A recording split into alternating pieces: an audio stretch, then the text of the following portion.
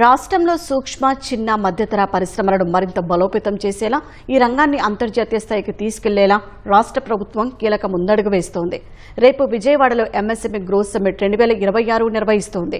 CM Chandrababu ఈ సదస్సుకు హాజరై రాష్ట్రంలో 38 ఎంఎస్ఎంఈ పార్కులకు శంకుస్థాపన చేయనున్నారు.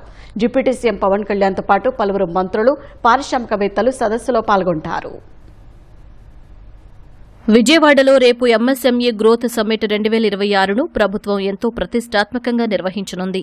రాష్ట్ర వ్యాప్తంగా 1500 మందికి పైగా ఎంఎస్ఎంఈ రంగానికి చెందిన పారిశ్రామికవేత్తలు, పీఎం విశ్వకర్మ లబ్దిదారులు, విధానకర్తలు, ఆర్థిక సంస్థలకు చెందిన సాంకేతిక నిపుణులు ఈ సదస్సుకు హాజరు కానున్నారు.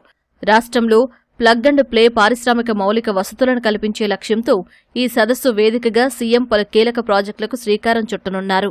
ప్రతి నియోజకవర్గంలో 175 ఎంఎస్ఎంఈ పార్కులను ఏర్పాటు చేసే లక్ష్యంలో భాగంగా మూడో విడతలో రేపు 38 ఎంఎస్ఎంఈ పార్కులకు వర్చువల్గా శంకుస్థాపన చేయనున్నారు. ఇప్పటికే మొదటి 2 దశల్లో 100 పారిశ్రామిక పార్కులకు శంకుస్థాపన చేయగా కొన్ని ప్రారంభమయ్యాయి.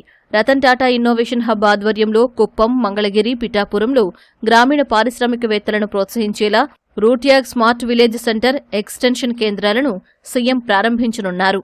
200 కోట్ల వ్యయంతో రాష్ట్రంలోని 45 పారిశ్రామిక క్లస్టర్లలో ఉమ్మడి సౌకర్యాల కేంద్రాల ఏర్పాటుకు నిధులను కూడా సీఎం విడుదల చేయనున్నారు.